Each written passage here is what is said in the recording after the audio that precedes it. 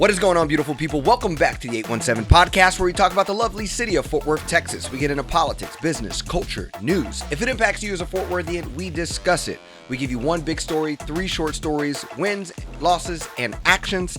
I'm with co-founder of See It, Name It, Find It, Chris Tackett. Welcome to the episode. Very glad to be here, EJ. We are very committed communicators to the work of Fort Worth.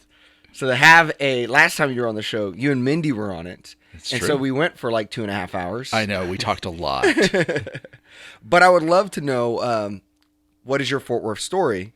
But then also, what do you see for Fort Worth, since this is your second time on the pod? Fort Worth story, I'll say I moved to the area when I was 10 years old. Had been living up in Chicago. My dad moved us to the Metroplex, actually to Granbury, Texas, to work at the Comanche Peak nuclear power plant when I was 10 years old. And so Fort Worth was always that place that was like the 2-lane road from Granbury at 55 miles an hour. So it took forever to get to Fort Worth. But it was if you wanted anything, right, to go to the movies, whatever, it was coming to Fort Worth. So Fort Worth has always been that place I went to as I was growing up. And it became, I moved to Fort Worth in 1991, got an apartment and was living over in the Hewlin area. Started going to shows at Mad Hatter's on Magnolia, punk rock, coffee, vegan place. And just, I mean, Fort Worth was the place. And as my wife Mindy and I moved around the country for my career, we came back to the area in 2008 with our kids. Of course, we went back to Granbury because that's where grandparents were and things like that. But moved to Fort Worth permanently in 2022 when my daughter graduated high school. And we told her we were going to come to graduation with the U-Haul.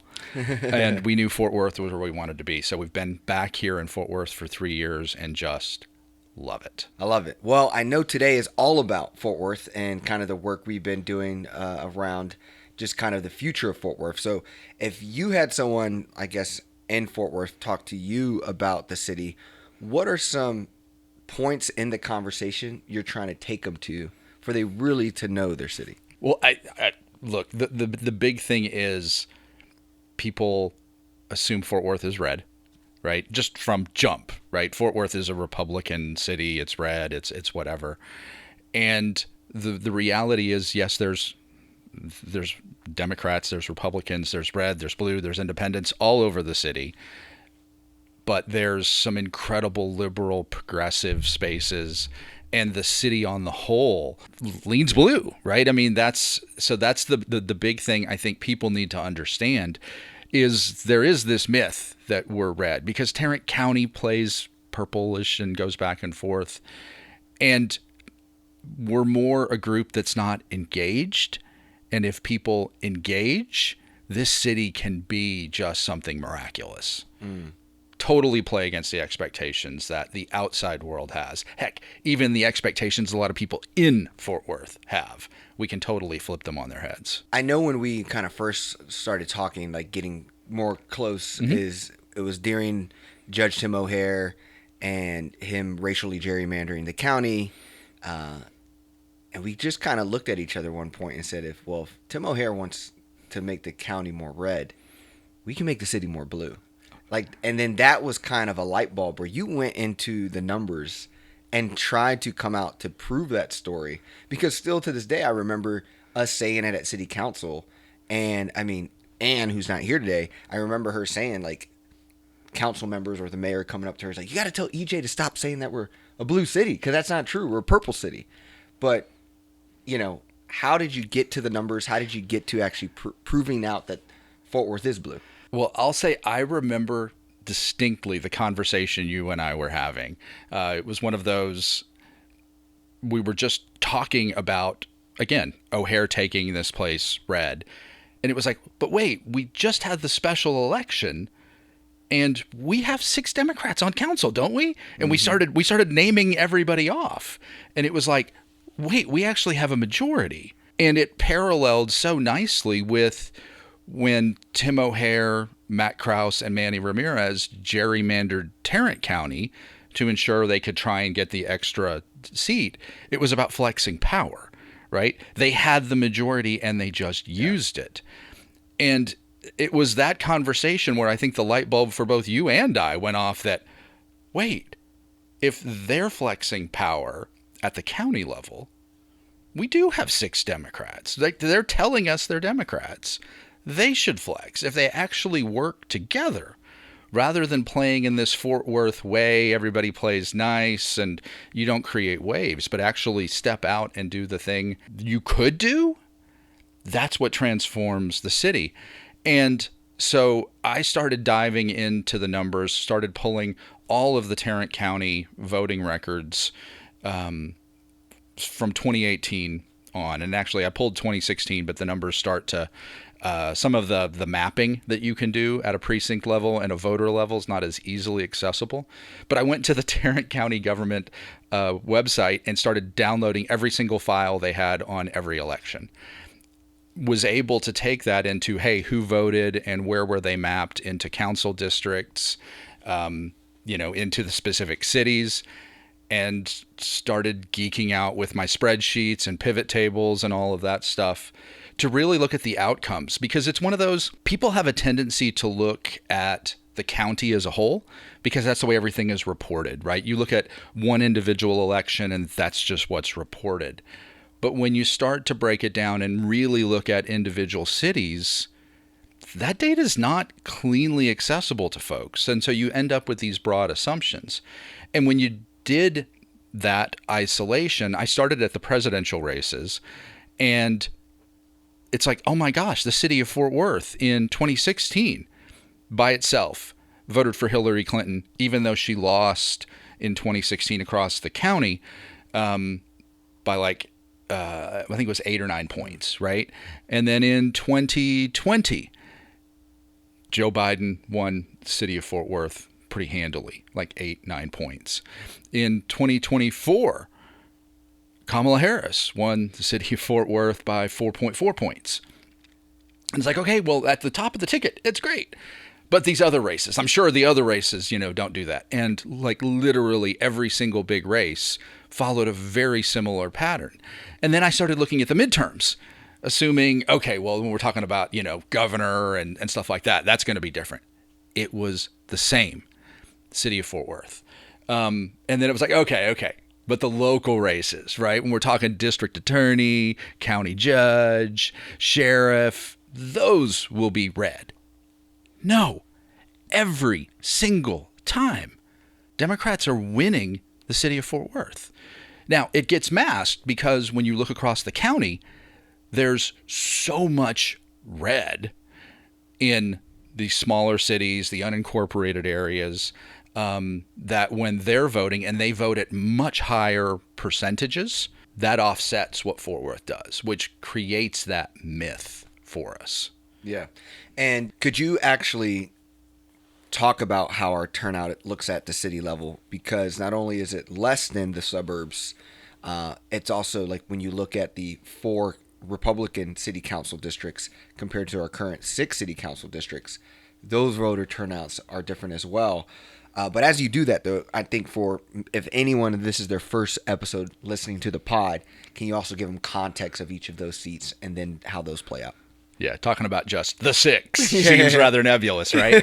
So you've got in District 2, that's Carlos Flores. He's one of the Democrats. And he's also probably so there's some people listening to this episode saying, "Oh, Carlos is not a Democrat," but he represents as. Yeah. So he's kind of the middle of the scale if you're going to pit the 10. Yeah. He's a bit of the swing vote. Yeah.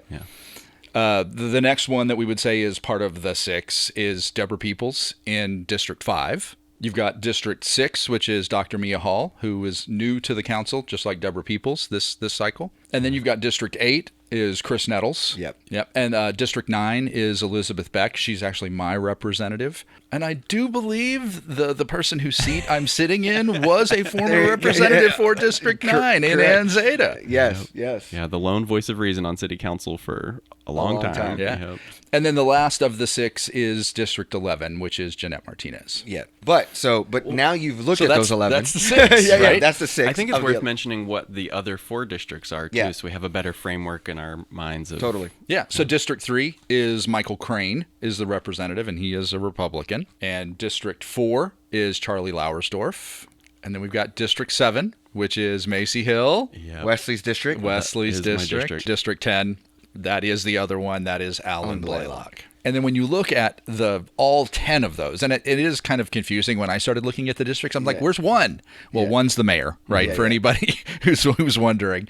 But when you look at the 10 and you look at the total votes cast across those 10 districts in the 2024 election, right? In the presidential election, the 6 that are led by Democrats were exactly half of the votes, meaning 4 council districts cast the other half of the votes. And again, those are Republican-leaning spaces. So when you talk about turnout inside elections, it's fairly obvious that if you are going to take Fort Worth a deeper blue, it is about driving turnout in those 6 districts. And specifically, I mean, it's 2, it's 5, it's 6, it's 11, it's 8. Those are the ones that have lagged behind a little bit and have the most opportunity to really help us drive into a deep blue space. So if I'm understanding, just for people who are listening, it's like kind of what we talked about at the county level. It's like the burbs are out voting the city, but then in the city, the Republican districts are outvoting, so that those 4 seats have 50% of the voting share in the 2024 election as those 6. And really what we're looking at, the difference is a 400,000 population, being that each district is 100,000 residents. Yep. They're getting as much out of those 400,000 as these 6 are out of their 600,000. Absolutely. I mean, that's the reality. And Wesley, maybe I've got a pie chart that maybe you could throw up as we're talking about this to really illustrate that. Because again, there are so many aha moments for me as I was going through looking at the data sets, that it was like, oh my gosh, right? There's so much that's where I say, there's so much that's possible in the city of Fort Worth if we are engaging the right communities, right? Finding the right partners, getting the right organizations involved. We can make miraculous things happen right now inside the city of Fort Worth. One thing I wanted to add, as we were talking about this before we recorded, is one thing that blows my mind about the numbers in Fort Worth is the percentage of registered voters, people who are eligible to vote and just need to be registered. I did the math. It is, in 2022, it was only 56%. That's all the people who can vote, but just don't, That voting age population. Exactly. Right? And that's so low. That's wild to me. And so a lot of times when we're looking at the numbers, it's just getting voter registration up and getting turnout up. Because a lot of what we see for who shows up to vote are white, old homeowners, people who have lived in their space for so long. They know exactly where their polling location is. They go every single time. But you don't see it as often for people who live in apartments because, maybe they move around so much they don't get registered to vote, or working class people because it's hard to, get out to vote when you're working multiple jobs. So. Well, and that's that point exactly, Wesley, is when we think about why people think we're red, and I think that's an important one for us to touch on, is because we have a mayor that's a Republican, right? But in a city of 1 million people, the mayor was reelected in 2025, just a couple of months ago, with just over 26,000 votes, right? That's a crazy low number when we're talking about that. And when you look at any of those elections, it's been very similar numbers, right? Turnout in municipal elections, which are the ones that happen in May, right, away from the November elections, plays somewhere between 6 and 16%. Yeah. 6 and 16. When we talk about midterms, Fort Worth and Tarrant County usually is playing in the mid-40s. Is that turnout number, where, again, if we're talking Tarrant County turning out in a midterm election in the mid-40s, Fort Worth is probably around 40%, 42, and those red burbs are turning out at 52, right, which is a gap. And then when you're talking about a presidential election, you're seeing Tarrant County on the whole turn out probably in the mid-60s, which has Fort Worth turning out at around 60%. And those red burbs, they're turning out over 70. So even in those spaces, right, if we're driving into these council districts that are not turning out, or maybe they just don't have as many registered voters and we should be engaging in those spaces, that's how you take a city, deep blue. Yep. That's how you flip Tarrant County. And once you flip Tarrant County, you're free in Texas, because that changes the whole game. And so with 2026 on the horizon here as our next kind of big election, when you look at the strategy that our political figures are taking, or these campaigns are going to take as they get ready to turn out voters, I know our big thing has been flex Fort Worth, flip Tarrant, free Texas. How do you see that looking like, and why is that just like, it's not just, oh, we live in Fort Worth and we're important. Like, how do you talk to people about this is where the fish are, right? Yeah. Well, that's the thing. You got to fish where the fish are. That is the reality. And there are so many people who are non-voters, right? Registered voters. So not even some of the folks that Wesley was talking about, but these are people that are registered voters who aren't voting. I mean, if you look in the 2024 election, the city of Fort Worth had 200,000 registered non-voters, right? And again, most of those are in those council districts that support Democrats, right? They have lower turnout than these other spaces. And just as an aside, I mean, we're focusing on Fort Worth, but understand the things we're talking about in Fort Worth also play into Arlington, which had its own 87,000 people who didn't vote, and Arlington is a tick more blue than Fort Worth. So if you're listening in Arlington, no, the things we're talking about here, they apply to you too. And those two are 57% of the entire county. Of the entire county. So you want to talk about how do we flip Tarrant County? It is dig into these blue spaces and help them go even more blue. So it is one where, if you are going to focus, we've seen people talk about this moderate path, right? I'm going to go flip Republicans, right? I'm going to go find them, and they're going to be tired of whatever's happening in their party and the things that are going on, and they're going to decide to support Democrats, right? We've seen that attempt over and over and over again. I mean, it's the definition of insanity, right? It's not going to happen, because what you will see is someone who may agree with you on an issue, right? It could be school vouchers, it could be, other things, and they'll go, "Oh, I hate that. I don't support my party in that." But they'll come up with an excuse to continue to support the party when they go to vote in the ballot box. And so getting those folks to move, there'll be a handful, right? I mean, you'll know somebody who decided to vote the other way, but it's not going to happen in meaningful enough numbers that diving into these deep red spaces, right? It could be Keller, it could be Grapevine, it could be South Lake. South Lake, absolutely. And folks need to work in those places to try and find those voters. But when we're talking about fishing where the fish are, there are so many non-voters. And we're talking, again, it's the urban core, it's the young, it's diverse communities. And I talk about all three of those, right? Urban, young, diverse. Those are three different buckets that we need to be zeroing in on. And they probably overlap in large part. But that has to be, if you want to win Tarrant County, you want to win a countywide race, that's where you have to dig in, because that's where you can, with your efforts, with your connection, with your charisma, with your, key talking points, it is connecting into those communities, connecting into grassroots organizations, working in those communities.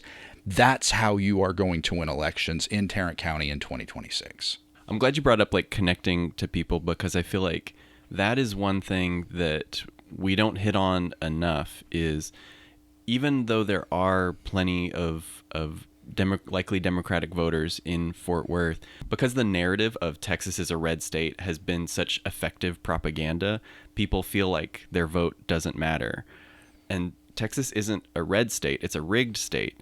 And if we get people to understand that Tarrant County is the largest swing county in the country, and that Fort Worth has been blue since 2018, and that their vote makes the biggest difference on the local level, the more we can get people out to vote. I mean, I found out not that long ago that my brother doesn't vote because he doesn't think his vote will make a difference. I'm like, what is wrong with you? In Fort Worth, your vote makes a bigger difference than almost anywhere in the country. And that's why we say the Fort Worth is the front line of our democracy. Because we're the largest swing county, and our votes and how we believe this country should look like will be what scales out of what's possible or what's not possible. But I wanted to hit with, I'm afraid of how 2026 is shaping up, because the way the politics today that have announced or look like they're going to announce, it's just getting more rigged. Yeah. Well, I'm talking about like how they're shaping their campaigns. Like they're going back into moderate game, it feels like.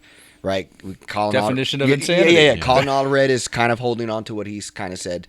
James Tellerico's getting on Joe Rogan.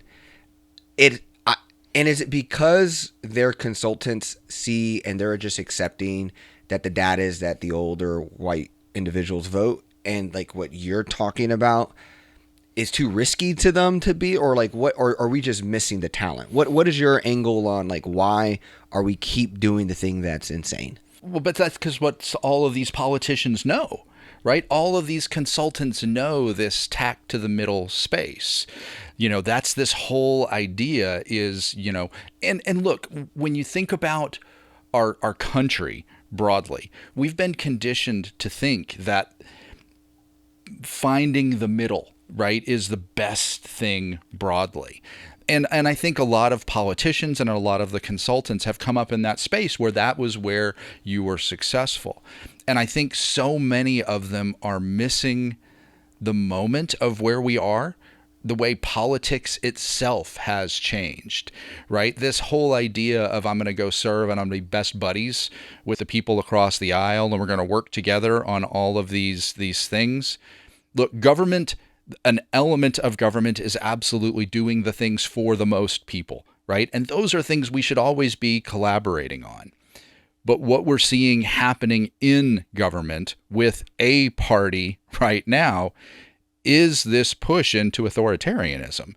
And I'm not willing to compromise values on community and what we should be about as human beings to sacrifice somebody else's rights and throw them under the bus. And I think there's a lot of folks who, look, talking about a younger generation, the people, Wesley, you talked about that aren't voting, it's because they don't feel like it matters. They feel like both parties are the same. And we've created this conditioning inside that space by saying we're always going to compromise. And when the other side is constantly taking 2 steps back toward the right, further on the extreme spectrum, and then saying, meet me in the middle. Right? We're constantly moving and sacrificing somebody along the way. That's the space that I think a lot of these, again, consultants are playing inside, and that we have to go do these things for these people. And honestly, I'm at the space that I think we've just got to vote around those people. Not to say they don't deserve great services from their city government, their county government, their state government, the federal government. They do, right? People deserve to have health care. People deserve to have great schools. People deserve to have good jobs. And the more we're compromising with the extreme, we're sacrificing all of that for at least some people. Yeah. Well, and the more we play their game, the more that we lose. I feel like part of why we've gotten into this losing pattern of just reacting to each side, is that it makes this linear scale of left versus right. But so many people that you talk to who feel apolitical, they don't feel represented by either side. And so the more you can like depoliticize language and talk about issues, especially on the local level, then you can figure out how to appeal to someone where you're not compromising on this linear scale anymore. You're interesting people in things, you know, that actually affect people more. I totally agree with that, Wesley. I mean, it is one.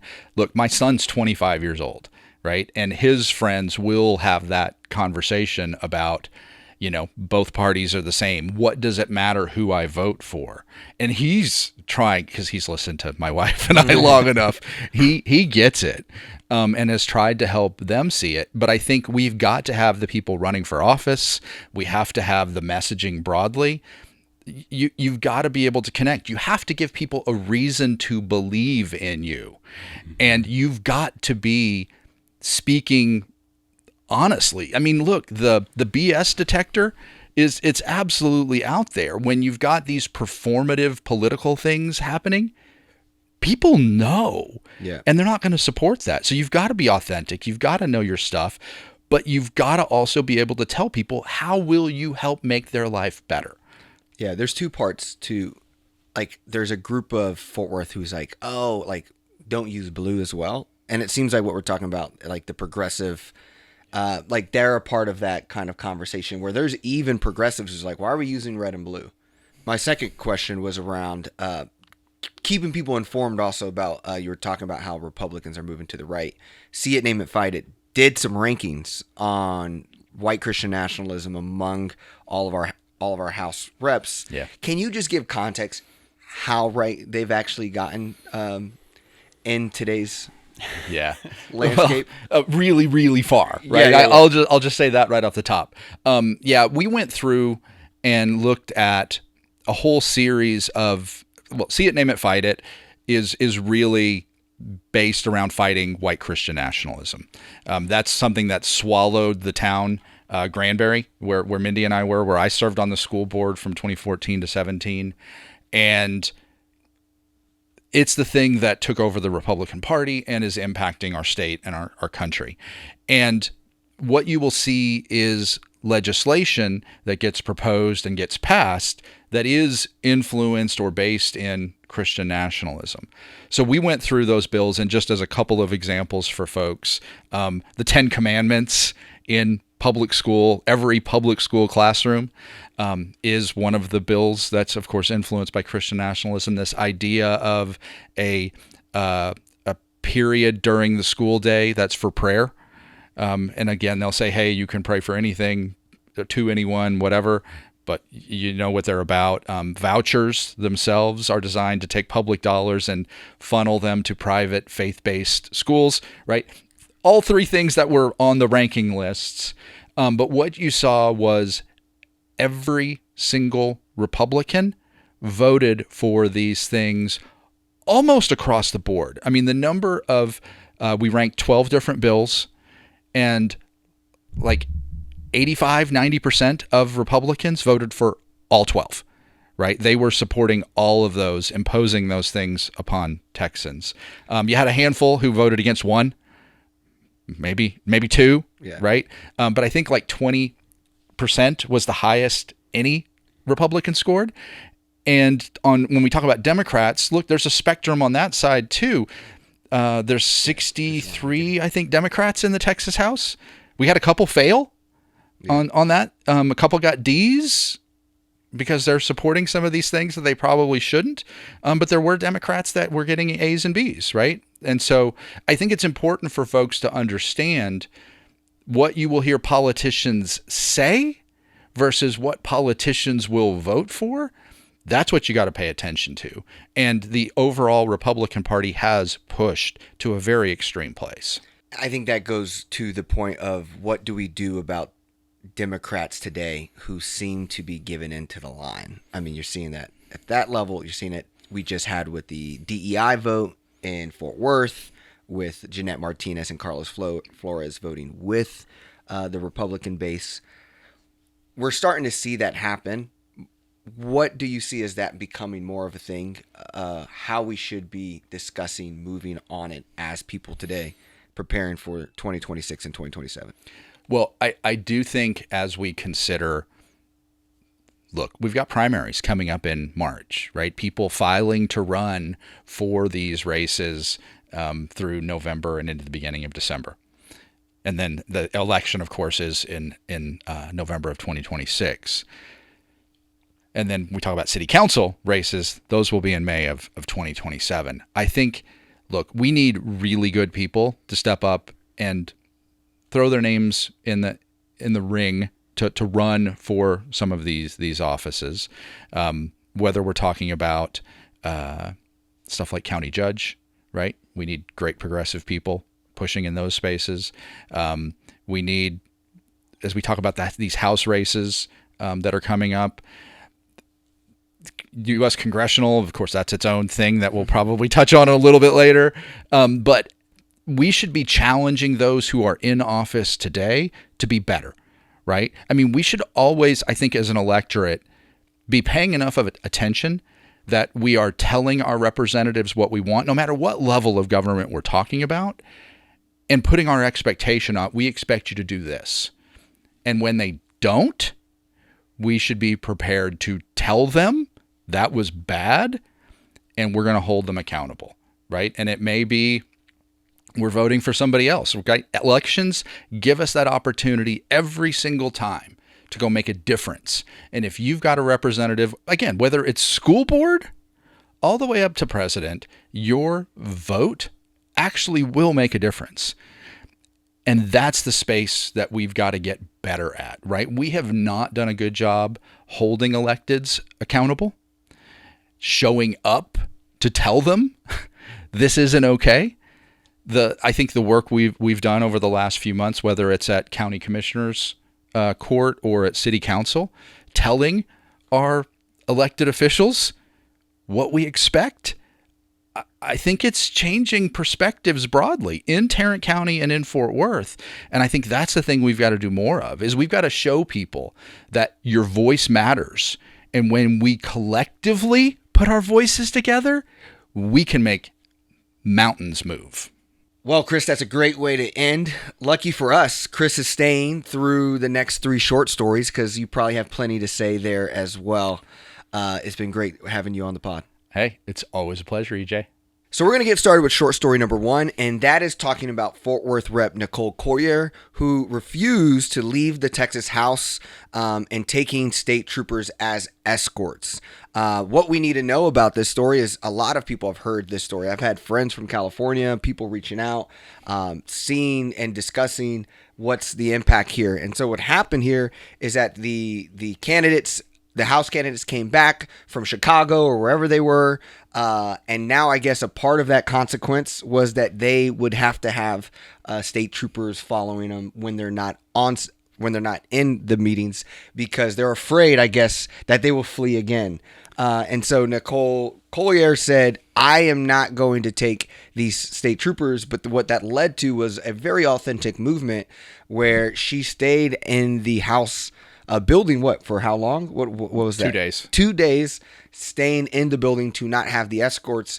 But this really created a movement and a lot of excitement in Fort Worth, because on the other side of that coin was Charlie Guerin, another Fort Worth rep, was actually the one who was trying to enforce this and basically held her hostage in the House building, which has now led to, like, when we talk about Fort Worth being the front lines of democracy, this is showing you that Fort Worth is unsure from the political level whose side they're actually on.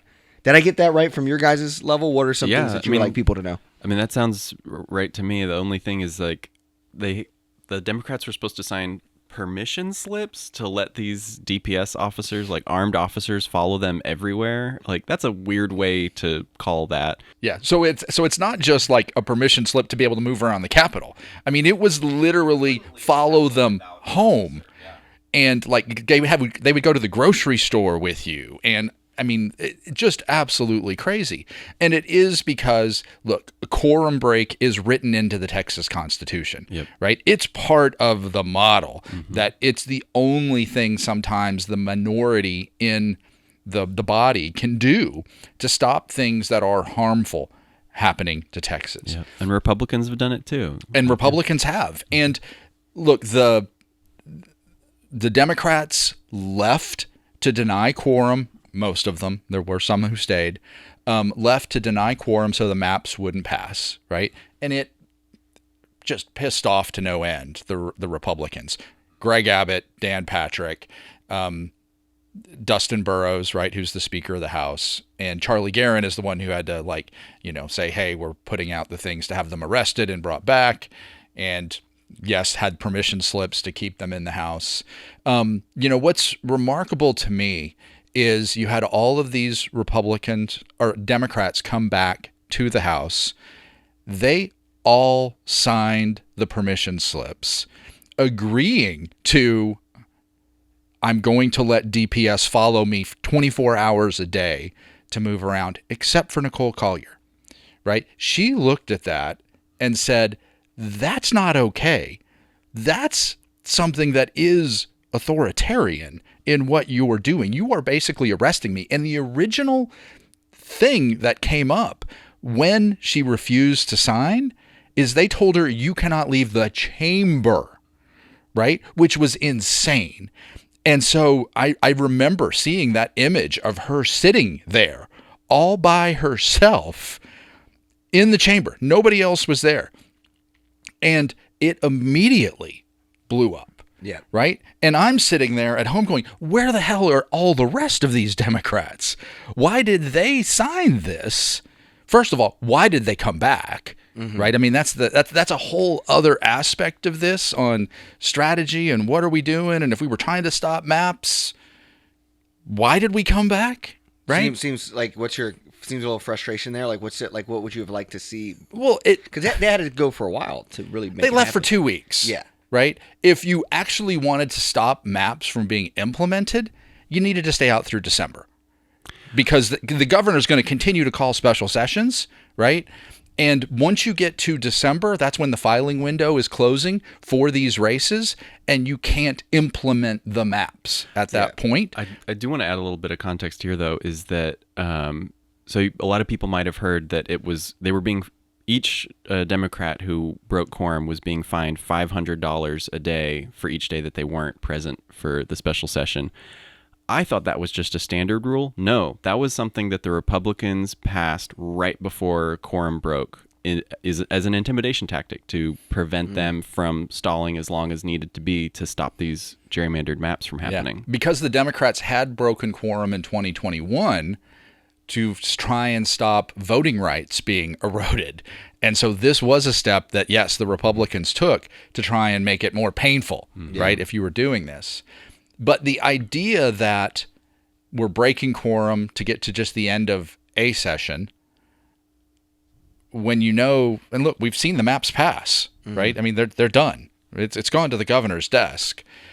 It is one of those that I talk about things that feel authentic and things that feel performative. Look, I think folks looked at what the Democrats did, and a lot of folks that are on that progressive bent, and it's like, wait, you told us you were leaving to stop the maps from passing.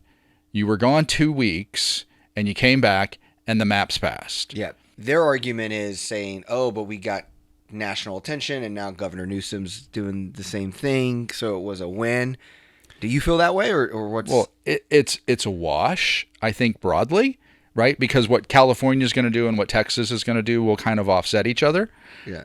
And then you'll see other states doing the same thing, of which, look, I know Beto said, look, it's time to start punching people in the nose, and let's go grab our power where we can. And frankly, I kind of agree with that, right? Yeah. It's flexing the power you have. But I think what happens when you see performative actions happen from politicians, it gets those people who aren't voting today to say, well, what are they really about? Yeah. And they're, I think, less likely to show up when we need them to, because they don't feel like we're standing up for them. Yeah. Right? We're not actually standing for something. And I think there is an iterative damage that's done when we're doing things and we're saying this is why we're doing it, and then we cave, right? We don't actually hold to those things that we've said are our values. And I think that's the difference in what I saw with Nicole Collier versus, some of the other things that we've seen gone on inside this, as I think her act was a very honest act, saying, no, this is about authoritarianism, and I am not going to sign this thing. Now, as she went through the 2 days, more Democrats looked around and said, oh, got to hop on this bandwagon. I got to hop on, right? I've got to do this too. And I think that felt less authentic, right? And didn't resonate in the same manner as this single black female representative from Fort Worth, Texas saying enough is enough. That's honest. That's powerful. And those are the kind of politicians I hope we rally behind and we continue to support and elevate, because that's the kind of thing that matters. Yeah, and I know that Wesley, you also have some comments around what we're already seeing with like Republicans even regretting the current Texas House-approved GOP maps that happened just after this 2 weeks. So what is your assessment of like now the impact post the vote? Well, first off, I really didn't like that the Texas Democrats' plan was just, we'll have California gerrymander to offset, because that still means that Texas gets worse representation for each of those districts. So that was a bit of a bummer to me. But then just not even 24 hours after these gerrymandered maps were passed, I started seeing TikToks about people saying Republicans are already regretting these gerrymandered maps, because my understanding is, okay, so you can politically gerrymander a map, and that's legal. Still fucked up, but legal. You can't racistly gerrymander a map. And part of why we don't do redistricting outside of census years is that we're supposed to be basing it off of demographics. For this map, they only really used 2024 voting data, because they're trying to look at where are the Republicans, where are the Democrats, and how do we draw these lines to gerrymander as much as possible, pack and crack the Democrats and get more Republican seats. But if that was the only real data point that they were using, they thought that they were making 5 new red districts. What they accidentally did is made 10 new swing districts. And they also forgot to look at where all the representatives live. And so, like, one example that I saw is that Jasmine Crockett was in a solid blue district, and they were trying to get rid of her. But then once they looked at where she lives and what district she's in, now she's in a swing district. And with her popularity, she could easily turn that blue again. So we're going to see a lot of this kind of play out. And also, too, I think Republicans forgot that 2024 was a low voter turnout election. And so it really only takes like 5% more voter turnout to completely undo all the gerrymandering that they've attempted to do in these maps. Well, and that's when you look at any of the big blue cities, right?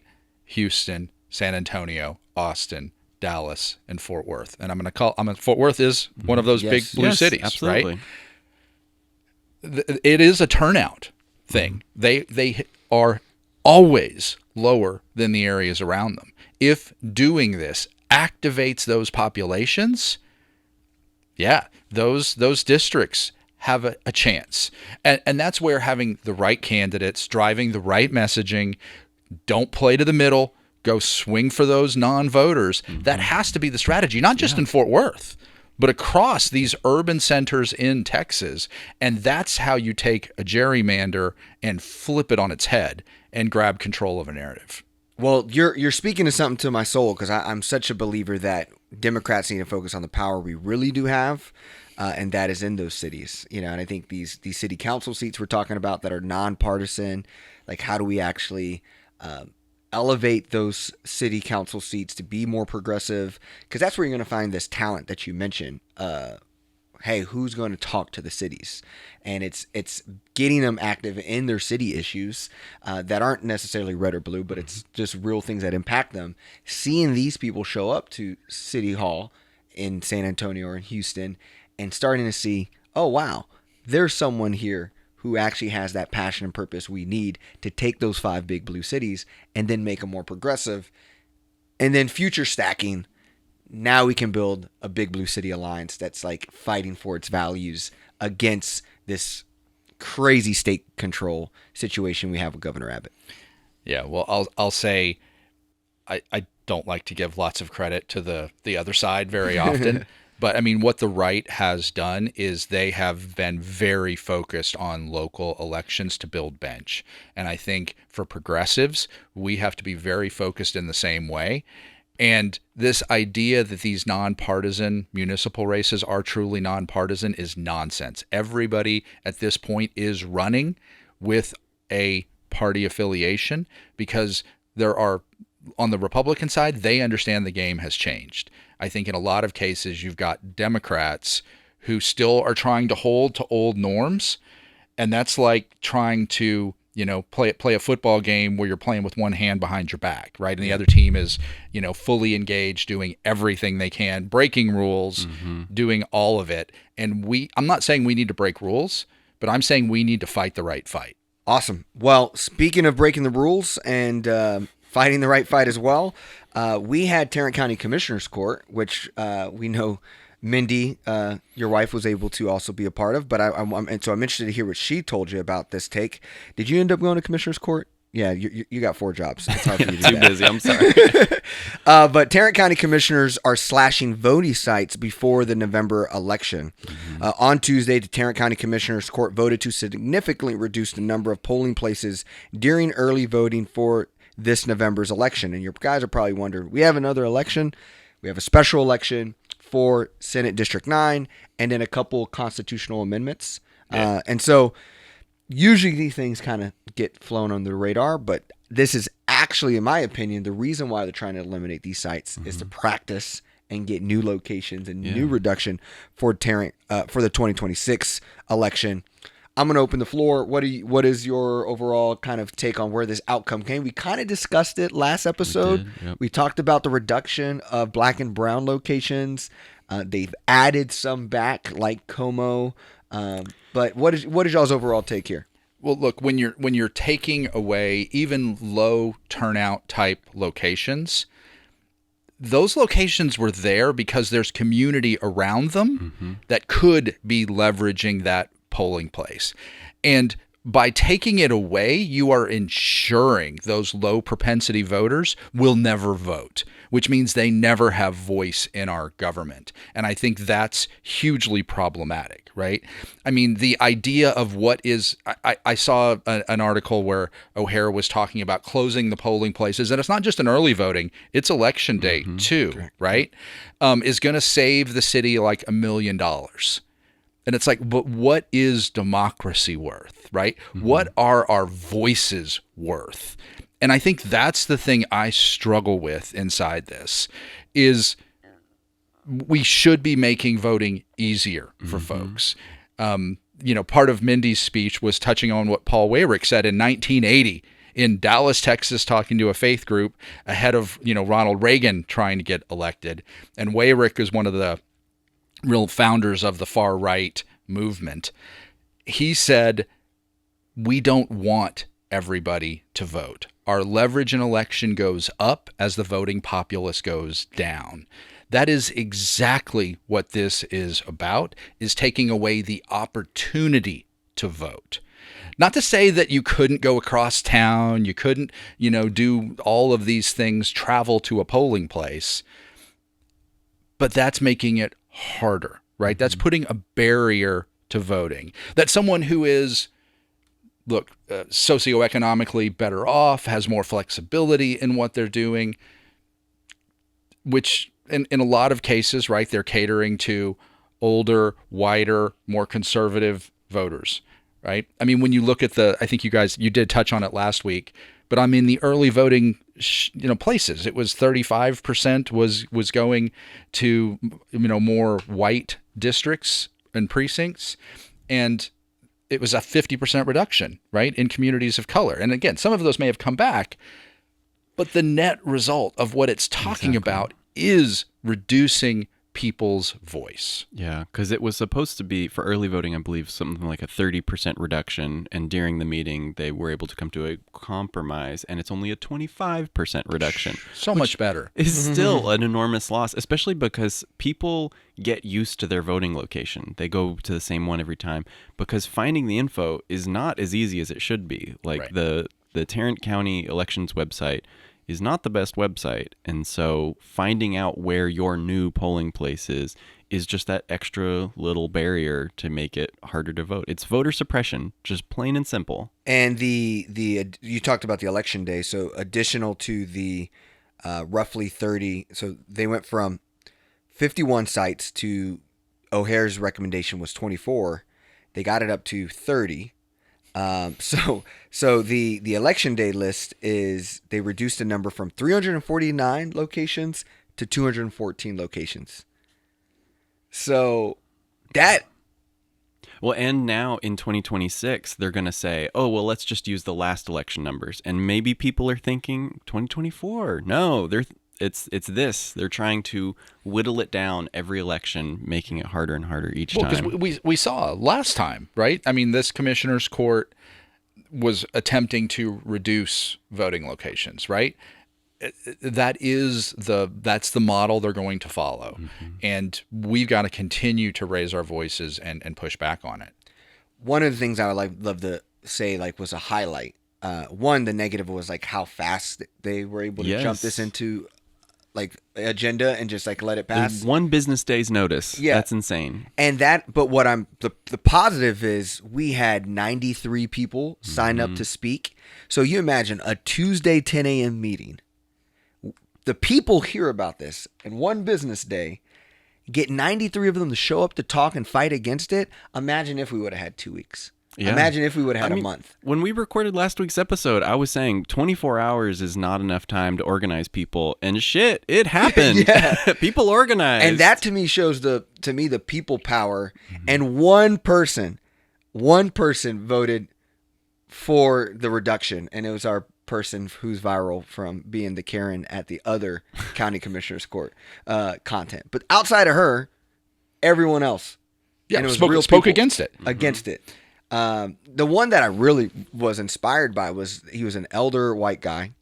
And when it's an elder white guy walk up there, you never quite know what you're going to get, right? Know what you're about to get. And you're he's sitting on the fence, and he just starts with a story, and he's just yeah, and my mom and my mom's friend, they live out in a dirt road, and their mailbox leans over. And I'm like, dude, you only got a minute. Right? You got to get it. But then he just and he ends it with, and taking her voting site isn't just taking her vote, it's taking her purpose to live. Oof. Yes. And I was just and then he goes, is my time up? It was he was so nonchalant. He just had no, but I was I was man, that was such a powerful moment. And I just think that to me, if I'm Matt Krause, Manny Ramirez, and O'Hare, and I have any kind of soul, which it's just that's debatable. Yeah, that's debatable. I'm meeting them in the middle right now. It's that's the moment when you have to be asking yourself, I'm for sure, you're the villain in the story. Yeah, I'm for sure the villain in this story. When that guy laid that kind of innocent story there. Any other takes you guys got from watching Commissioner's Court? I know See It, Name It, Fight It did some content. Yeah, well, it is one. Some of the frustration that I'll see is I see Commissioner Simmons taking swings all the way through, right? And Commissioner Miles gave a really good speech, and that was it. Right? Yeah. When there was a lot of sparring going on and discussing what was happening, it was Commissioner Simmons pushing all the way through, asking for data. Look, when she asked, I think it's Clint, right? Asked for, hey, do you have a map that can show us this? And he was of course, he didn't have a map. And she was I have a map. And it was the map that we built, right? With all of the push points on it. And so that speaks to her doing her work, her doing the work, paying attention to it, and not just having a speech, but being there to push back. And I think, when we talk about leaders that are going to be dynamic and going to push. I think we need a lot more like at least Commissioner Simmons, because that's the kind of voices we need, and that's who people can absolutely rally behind. And is asking the right kind of questions, right? Not just pontificating about things, but in the moment is actively pushing back on the nonsense that is being pushed toward us, trying to make a difference, right? Now, again, you're doing this on deaf ears, right? We have seen O'Hare, Krause, and Ramirez not really listen to things. But still putting it on record counts for a lot. It's huge. And that's where having 93 people show up, where 92 of them, real people speaking against this, is part of that record. And just to pivot to city council and that conversation, I know Alex, our friend, showed up at city council and started swinging. And one of the swings he took was at Jeanette Martinez for, yes, putting out a letter talking about, hey, this is bad. But in the letter, in the statement saying, hey, sign up to speak, it was after it was too late to sign up to speak. Yes. And, the criticism was, you should have known. You should have been talking about this early enough to let people to know, because the reality is, we all knew. Yeah. Right? And we're not connected. Yeah. Other than via the work we're doing and being part of the She community. has county connections. Connections. She was working at the county. Right. So it's like, these things. And that was supposed to be a benefit of you being elected. Right. And that's my biggest, my biggest drama with Fort Worth is how Fort Worth is just allowing our power to get just gutted from county influence with not enough fight. And so, I was, very disappointed in seeing that. With the Roderick Miles thing, Commissioner Miles thing, I was seeing a bunch of people like, that's the kind of Commissioner Miles. I was like, okay, let me get on YouTube real quick. Let me watch. And I think it's also like, we get too excited when they get a little better. Like when it's like, oh, we want to grill them, but then we don't about a vote. And then it's like, oh, he's showing that he's sorry by like doing a great speech. But it's the ability to actually, I think what I'm like valuing so much in politicians is your ability to spar in real action. And that's what makes Alex really incredible up there on that dais. It's like, my behind got to read my phone. He's out here looking those guys in the eyes. Off the dome. And just going off the dome and then talking, Michael Crane tries to talk back to Alex. Chirp, chirp, chirp, chirp, chirp. Yeah, because his feelings are hurt. And then Alex comes back and just like, and just the nonchalant. And that is what Nettles is good at. That is what Commissioner Simmons is good at. And I think that is something I didn't realize how much more is a skill you want to see when you look at the next races coming up. Yeah, you've got to have people that can think on their feet and can challenge in real time. Yeah. You have to know your business well enough that when something is being fed that's BS, you can push back on it. Short story number 3 is Eddie Garcia's now elected as our new police chief. Eddie Garcia spent some time with the Dallas police office. He spent some time in Austin. He comes from San Jose, which is a large city. And he's basically here. He's set up as one of the candidates potentially who applied late, was kind of the thing that people were worried about.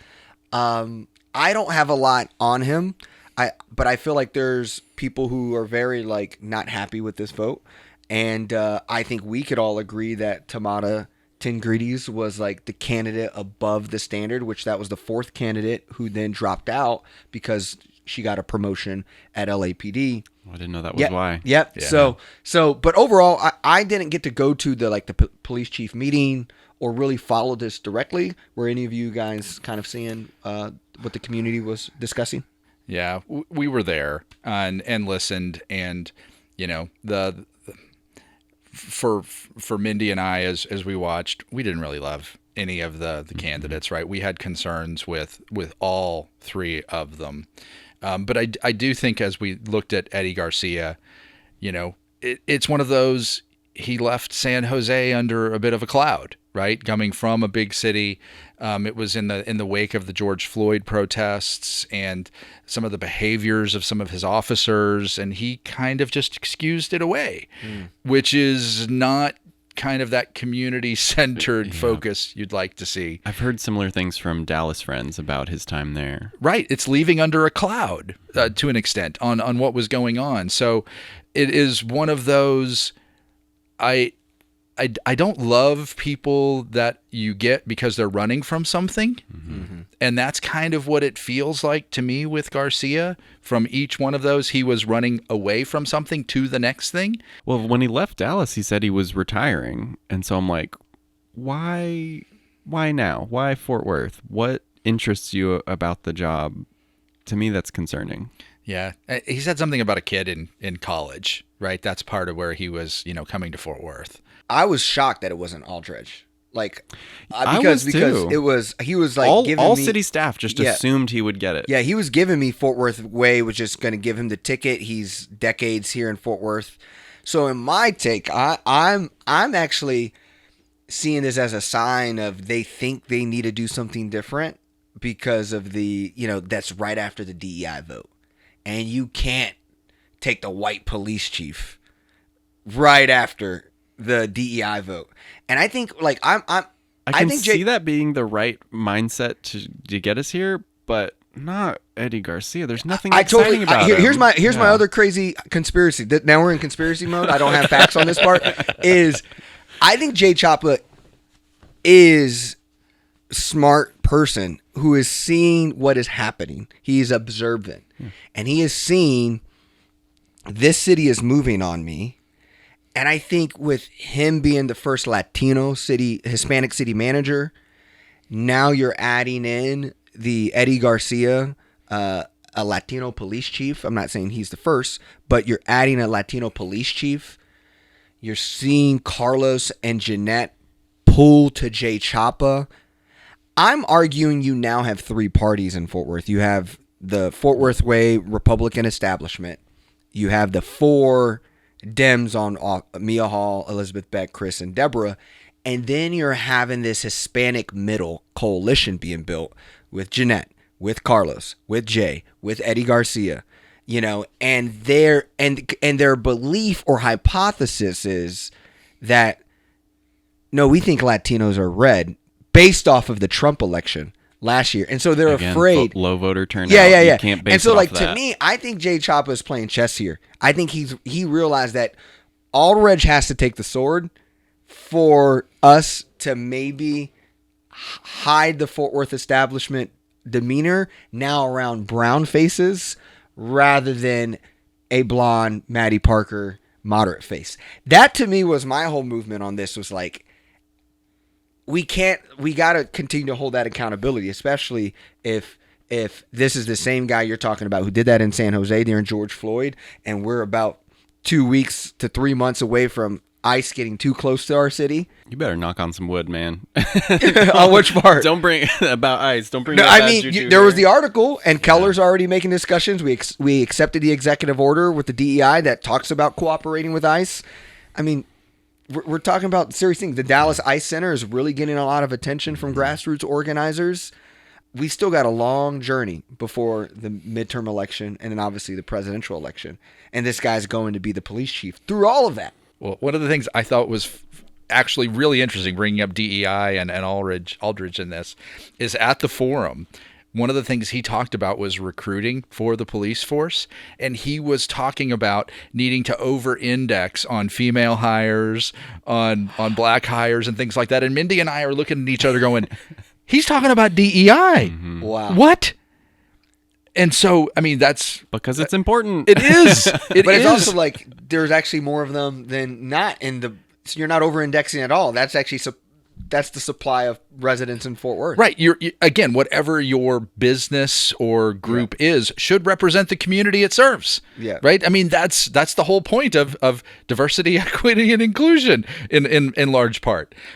So I think it's interesting, if we do think he got caught in this DEI play, that he was there on the stage talking about hiring using DEI metrics, just crazy. There you have it. We now have completed our 3 short stories. It's time to move in wins, losses, and actions. I got a lot of wins. I'm going to rapid fire these. So first off, Trinity Metro is now offering free transit rides to high school seniors. That's dope. That's just straight up good news. Another fun transit thing, and would appreciate this, is that the Trinity Railway Express is going to be getting upgrades during the World Cup.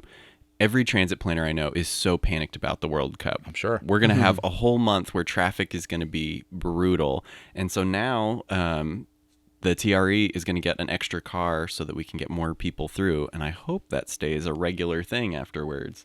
And that it switches to half-hour service, not just every hour. Right. And then the city of Fort Worth has named a new director of economic development. Her name is Jessica Rogers. Part of why I'm excited about this is that they keep moving the goalposts on when they say they're going to start redeveloping the Community Arts Center. This was the last goalpost they moved. So now I can start pestering the city again to be like, hey, let's get this started.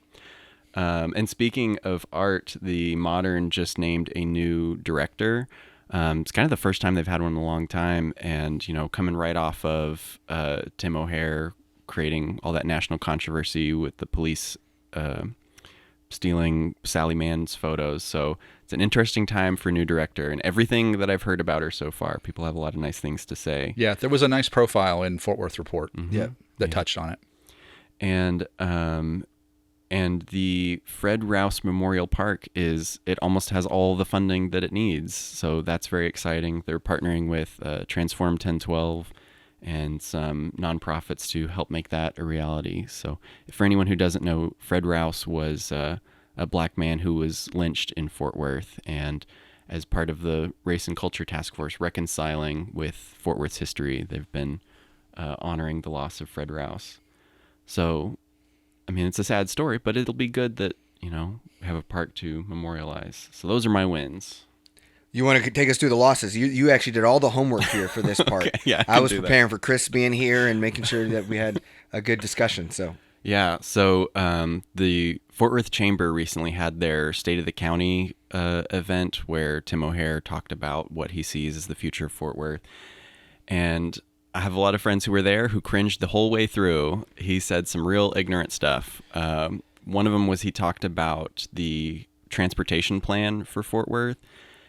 For Tarrant County, and in his mind, transportation just means widen the highways to fit more cars through. And for anyone who thinks that is a good idea, just go look at the Katy Freeway in Houston.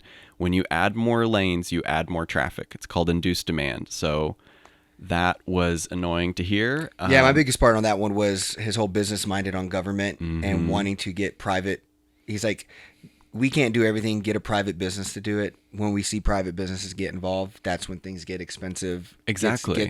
Gets crazy. And we're also already suffocating our budget enough. Like, eventually this conversation about reducing the budget has to stop. Yeah. We'll say it probably over and over again. We're the 11th largest city, and we don't even crack the top 25 city budgets in America. Yeah. So how are we expected to run a world-class city if we got a busted budget? Anyone who says that we should run the government like a business, to me, that just says they don't understand how business works and they don't understand how government works. Speaking of a business, I see one of your losses on here is the $761 million AI supercomputer plant in Alliance. I wish we had time to actually talk about this because me and Wesley we have this like AI back and forth. But well, okay, so yesterday was Steer Fort Worth Civic Summit, and one of the panels was talking about like, how do we get ready for this new climate? And a lot of it was about water conservation.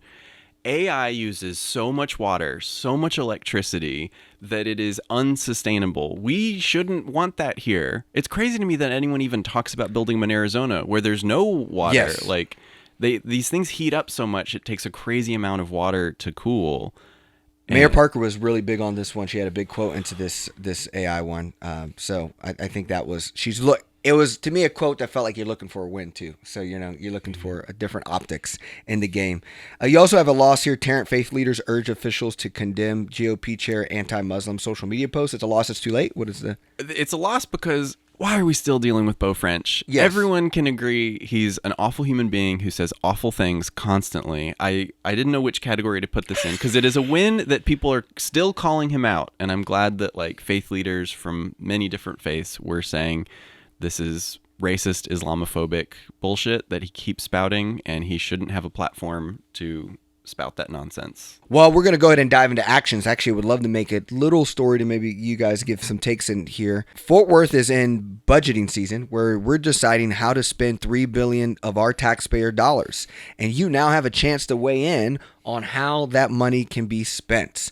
So about $3 billion is on the table, with $1.1 billion, a third, being allocated toward the general fund that's used to pay for most public-facing city services. City Manager Jay Chapa is proposing a lower tax rate but increased services fees would ultimately result in higher charges for Fort Worth homeowners. City Council members meet September 16th to adopt the budget and tax rate for the next fiscal year, which runs October through September 2026. Team, what are we looking at? What's frustrations? What do you want the people to know? The rate we could be moving the city to actually provide services to the people of this city is like 73 cents, right? And we're sitting at 66 or 67 at this point. That's the no new tax rate. Well, you don't have to take it to an election. And we talk about being a city of 1 million people, and we don't have the services that match a city of 1 million people. I mean, it's just crazy to me that we have put leaders in place who don't have the vision to see what the city's capable of. And it just drives home the point that we need 4,000 people in every single council district to show up and vote for the better candidates in this next run. Well, in the six, we're generally okay, right? We can keep some of them, but all of them we should be pushing. But I mean, look, this is another place where we're showing up. You got me fired up. Showing up at these meetings and making sure you're heard is so essential. Especially because a lot of the city staff that's here, they will be echoing these points that they hear. It will set their mind in how they implement things. And so if you go to these meetings and you tell them, I want this, this, and this, and they tell you, oh, but we can't increase the tax rate. How are we going to pay for it? We're going to have to pull from somewhere else. Tell them, no, I'm okay if you increase the tax rate. Right. I want to live in a city with services. What? So actually, I feel like this is a moment and opportunity where we use our coalition at the 817 Gather, which our next meeting is September 21st at 10 a.m. at blank co-working space. So come and, by this point, this is going to be passed. But I think, like, what should we be doing from getting people to the Tuesday meeting on the 16th? And if we're getting people there on the 16th, I mean, of course you want them to go to all these district meetings, which you're going to share. But, like, should we be building more of a campaign to get people out to talk? And what's the talking point that we want these council members and mayors to hear? The mayor to hear? Let them know you're okay with a tax increase if it means we get these services. Yeah. Like, we need more parks, libraries. We need community art spaces. We need things that make the city livable, because so much of city staff, the complaints they usually hear are, fix my roads, we want more police. Those are not things that make a city more livable. It's kind of the least cost-effective way that you can make a city better. And so by letting them know these are the services that are important, and it's fine if you increase the tax rate a little bit. Because even now, they say they're lowering the tax rate. You save $20 a year. I would so rather spend $20 a year to have and get a big central that's library. Great Yes, exactly. So if you're interested in going to those meetings, there's one in every district. One of them has already passed, but District 7 is having theirs at Boswell High School on August 25th. District 6 is having theirs August 27th at Southwest High School. District 3 is having theirs September 3rd at LTV Rise Community Center. District 4 is having theirs September 6th at Basswood Elementary. District 11 is having theirs September 6th at Eugene McCrae Community Center. District 9 is having theirs September 8th at University Christian Church. District 5 is having theirs September 10th at Fort Worth East Regional Library. District 2 is having theirs September 11th at Northside Community Center. and District 8 is having theirs September 15th at William M. McDonald YMCA. So all those, if you're watching it, they will be posted on screen, but also you can find all this information on the city's website and go to these meetings. It's so important. I mean, the amount that the budget gets moved right now might be small, but the amount of impact this has on the thoughts and perspectives of the city staff as they're setting the budget next year will be even more impactful. Well, we covered a lot, Yeah. and we have a lot of action steps to take. I feel like we're about to get off this pod and start strategizing for these meetings in the September 16th city council meeting, because this is a great time to keep people accountable to what the city we want to know. Chris, thank you for sharing all the data that you continue to do and being such an anchor in the movement. Wesley, thank you for bringing all the energy and the preparation for today. We will see you next time on the 817 podcast. If you have a new friend who moved to Fort Worth, who doesn't know about the 817 pod, share it with them, subscribe, share a 5-star rating. My birthday is this Monday, actually.